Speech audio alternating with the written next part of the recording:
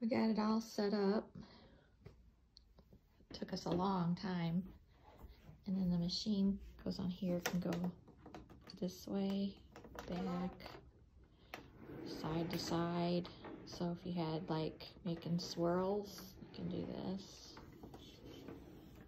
And I don't have a very big throat space, so here's the point. I can go this way and then this way. See, the bar hits the machine.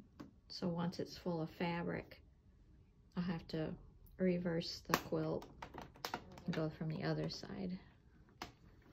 But there's, I think, 9 inches of space to quilt. So I'll be quilting here. So from this bar to this bar, my fabric will be stretched out. And then I just turn them on here to tighten. And it locks. So I get a little space done, and then I just roll it up more, and then it keeps advancing till it's done. It's Grace Company. They're like $1,000 for new ones with the legs, with the frame and everything. Just this part is $200, and I paid $120 for the whole thing used.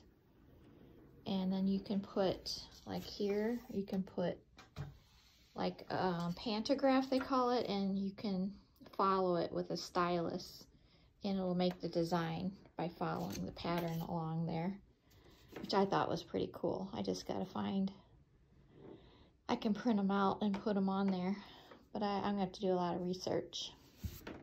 But I'm on my last quilt, and it's here. I just gotta finish up the binding here, and then a little section I had to fix, and then I'll be done. So that's my last quilt that I've done, and I'm just ready to be done with it because it's taken forever. It's so big. I think it's 92 by 82, something like that, and a lot of detail like vines and flowers.